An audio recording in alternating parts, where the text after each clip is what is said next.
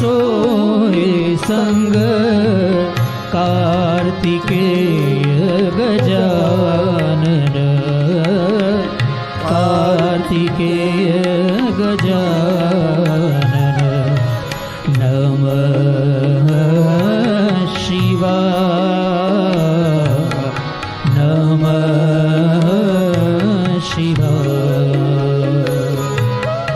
नमः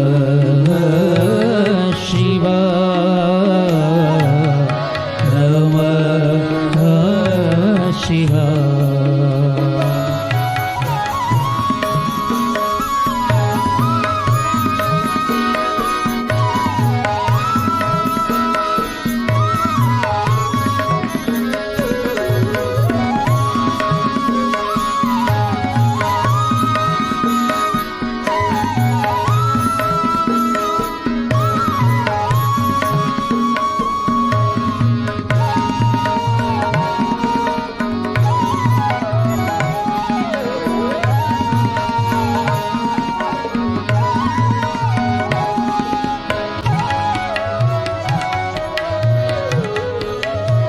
महादेव को याद करें।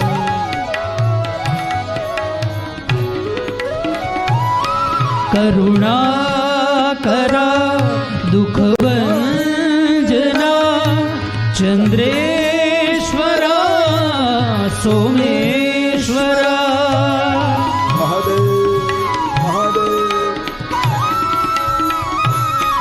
करुणा करा दुख भंजना चंद्रेश्वरा सोमेश्वरा अखिलेश्वरा दिगंबरा अखिलेश्वरा दिगंबरा गिरि भजे शिव शंकरा गिरि भजे शिव शंकरा नमः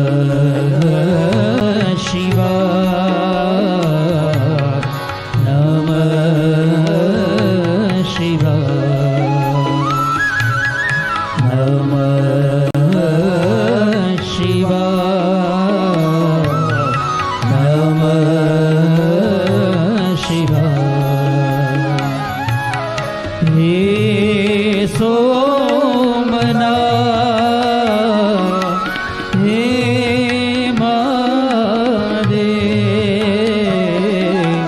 हे सोमनाथ हे महादेव नमः शिवाय नमः शिवाय नमः शिवाय नमः शिवाय नमः शिवाय नमः शिवाय। तो सोमवार के दिन हम सोमेश्वर महादेव की कथा का दर्शन कर रहे हैं। आज सुबह में भूतेश्वर महादेव का भूतनाथ आपड़ो भूतनाथ को याद कर रहे मोहा के पास भूतनाथ महादेव वहाँ भवानी कुंदनपुर जिन्हें कतपर कही आपने कुंदनपुर पहले अभी भी है। पहले मोहा को हम छोटा कश्मीर कहते थे।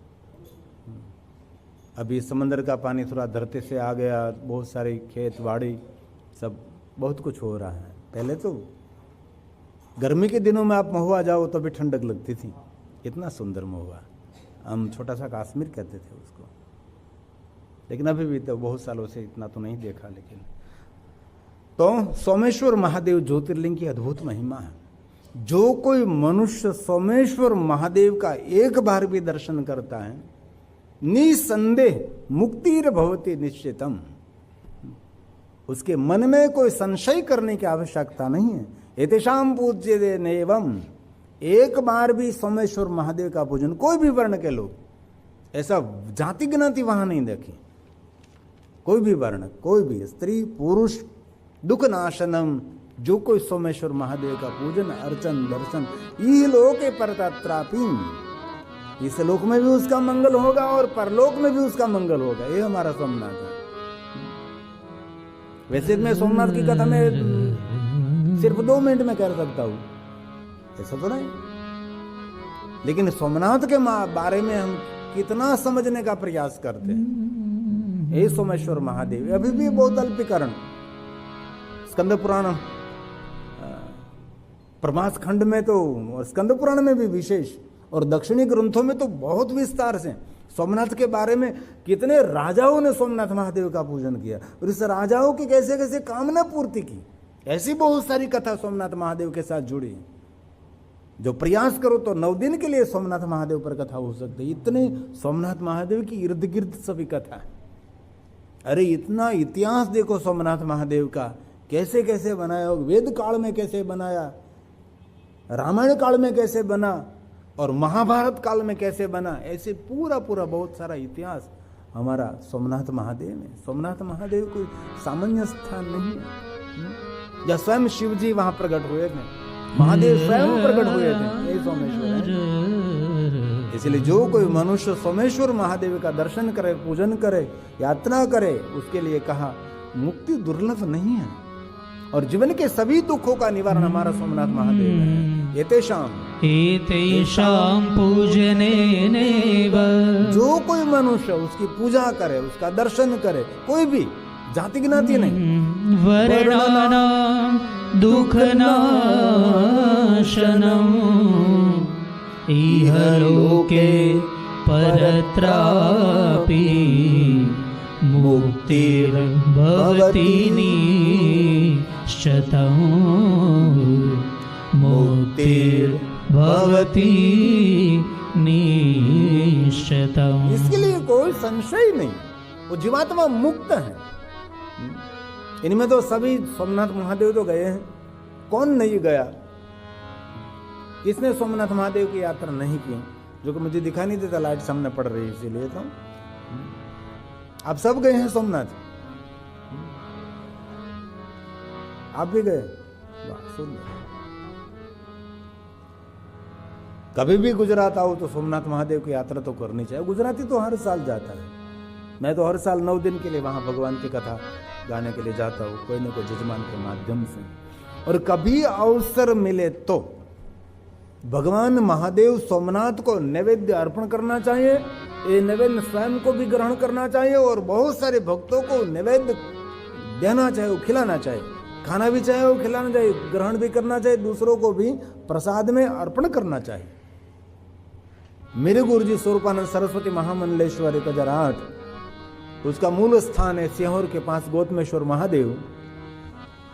तो हर ज्योतिर्लिंग में 1 महीने तक रहते हैं और 1 महीने तक भंडारा चलाते हैं। जितने दर्शन करने के लिए लोग आते हैं, 1000, 2000, 5000, लाख, 2 लाख, कितने लोग आते हैं। सुबह से शाम तक 1 महीने तक ऐसा प्रसाद की व्यवस्था करते हैं, भंडारा। वो बैठते हैं और बहुत सारे ऐसे सब काम करते हैं और सुंदर मिष्टान भोजन, वैसे वैसे नहीं बना करने खातिर कर दिया, ऐसा नहीं, विशेष प्रकार से गरम गरम ताजा ताजा मिष्टान भोजन के साथ कोई भी यात्री, कोई भी व्यक्ति, स्थानिक भी, किसी को ना नहीं, सुबह से शाम तक ये शुरू रहता है। 1 महीने सभी ज्योतिर्लिंगों में।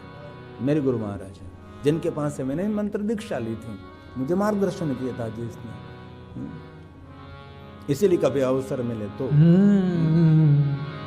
ग्रह्यमेषां च नैवेद्यम, ज्योतिर्लिंग का नैवेद्य ग्रहण करने से चांद्रण व्रत का फल मिलता है। और सभी व्रतों में कोई कठिन व्रत, अभी जो टेलीविजन में देखते हैं हमारे गुरुजी का, हर मास 1 महीने तक जो ज्योतिर्लिंग में रहते हैं और ऐसे भोजन की व्यवस्था वो करते हैं। बड़ी बड़ी लाइन लगती है भोजन की सुविधा व्यवस्था के लिए। और कभी अवसर मिले तो जरूर करिए। इसलिए भगवान महादेव ज्योतिर्लिंग को अर्पण किया गया नैवेद्य। आई बेस वैदी आडू पड़े एम कथा में मजा आई जाए, हम देखाय ने तो मजा आवे, आडू पड़े ने तो मजा ना आवे। एम घणी वार कथा में एवी जग्याए बेन कोनो तोलो आडो पड़तो ने तो एवो नड़े।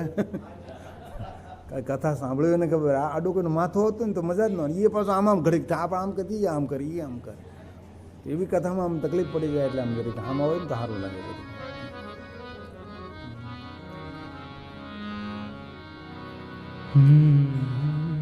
ये मेरी बेटी वैदी है, ये मोवाना છે, ભાવનગર મોવા.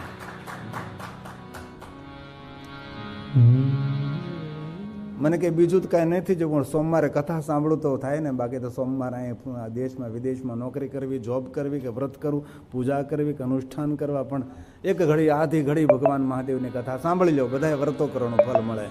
ભગવાનની કથા અશ્વમેઘ સહસ્રાની वाजपेयी शतानी कथा श्रवण मात्रतः, कथा श्रवण करने मात्र से, ये कथा कोई सामान्य थोड़ी, तो शिव जी की परंपरा है. अत्र वक्ता महादेव हो तो शंकर जी की परंपरा, कथा कोई सामान्य नहीं. इसलिए कभी भी अवसर मिले आपको ज्योतिर्लिंग के नैवेद्य ग्रहण करने के लिए तो समझ लेना चाहिए चांद्रायण व्रत का फल मिलता है. और सभी व्रतों में जो कठिन व्रत कोई है तो चांद्रायण व्रत का व्रत बहुत कठिन है, ऐसे पुण्य मिलता है. जो कोई ज्योतिर्लिंग का नैवेद्य भक्षण कर खा रहा है, ग्रहण कर रहा है, उसके जन्म जन्मांतर के पाप जलकर भस्म हो जाते हैं, ऐसा भगवान ने कहा है. इस व्यास जी का सभी वचन है.